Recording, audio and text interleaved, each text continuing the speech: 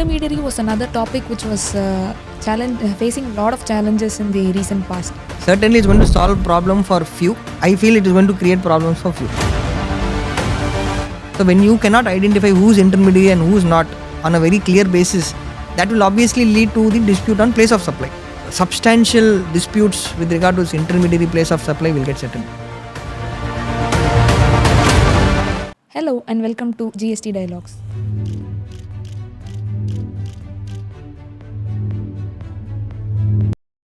Intermediary was another topic which was facing a lot of challenges in the recent past. Provision section 13.8 is also done away in this GST 2.0.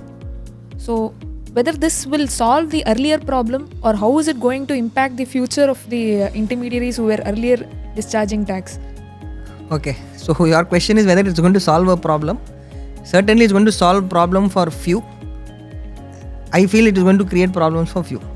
But larger interest, I feel that the amendment is in the right direction. So this intermediary per se has been a very thorny issue, not from the context of place of supply. I feel the major issue is on whether a person is intermediary or not. Identifying that itself is becoming the biggest headache. So some cases, if you look at a particular contract and the transactions, how they have been structured, it may so sound and appear to you that it is intermediary. But there is no clear, I would say, a structure available that, okay, if these things 1, 2, 3, 4, 5 are satisfied, you are intermediary. Any one not satisfied, you are not intermediary. I know there is this service tax education guide which has also talked about intermediary, but at large I would say everybody have differing views and many of them are fully confused. Now what has happened is, it is also a matter of, I would say, business call or a business convenience which is triggering this decision of intermediary.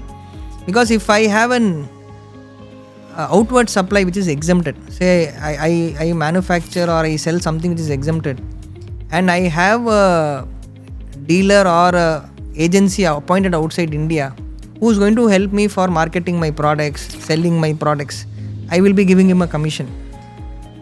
But if this transaction qualifies as an intermediary, I am talking about the position as of today, which is prior to 21st of September, it will qualify as an import of service if that person does not qualify as an intermediary, because my place of supply will become the location of the recipient under the residual entry.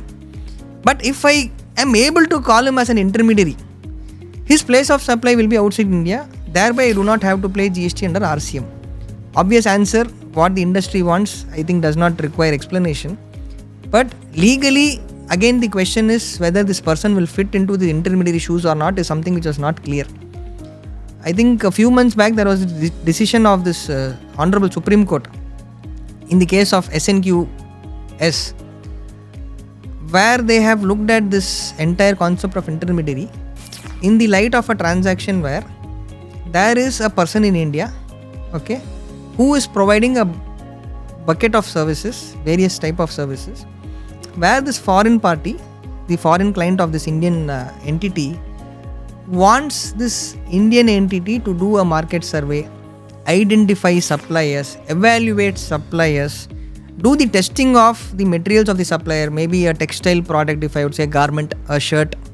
So where the foreign party has a requirement to purchase say 10,000 shirts in India, so they will ask him to do this market survey, identify which vendors have to be shortlisted, testing of the material, help them in the interactions and so on and so forth, ensuring that orders are being processed on time, follow up, help them with the logistic support, because the foreign party may not have much presence in India or they may not have any contact in India. This particular person becomes their contactor.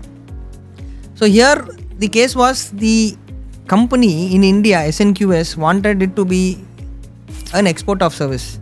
So by that virtue, they did not want themselves to be called as a intermediary, legally also. Department's argument was, boss, you are taking something as a commission from the foreign party and you are working entirely for them, ensuring that this entire supply is being completed. So they said you are intermediary and it cannot qualify as exporter. This matter went up till the Supreme Court. So Supreme Court observation is, if a person is doing a plain vanilla transaction of enabling the supply between a recipient and a supplier, which is also covered in the definition of intermediate. It can be any person, but the crux of the matter is he should be acting in the capacity of an agent and he should be facilitating this entire supply between these two parties. In this case, but Supreme Court mentioned that if you look at the contract, there are various other services which are being provided, which includes market survey, sales promotion. In this case, actually it was vendor identification, testing. So the court said it is being done on a principal to principal basis. It's not a pure intermediary contract. It is a bundled contract where various services are provided and nowhere they are being classified as an agent of the foreign party. That being the case, they are not an intermediary. So this is all the entire, I would say, the background story of this intermediary being a very complex topic by itself. So when you cannot identify who's intermediary and who's not on a very clear basis, that will obviously lead to the dispute on place of supply.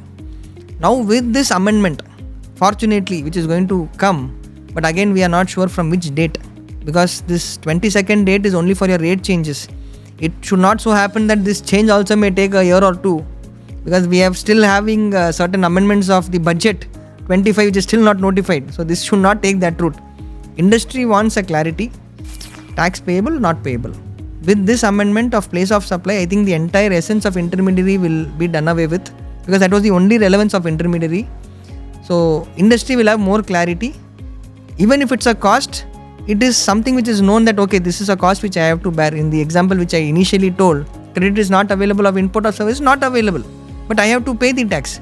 But don't leave it to the scope of interpretation and the interplay of the words, and again leading to a lot of litigation. I think with this, substantial disputes with regard to this intermediary place of supply will get settled.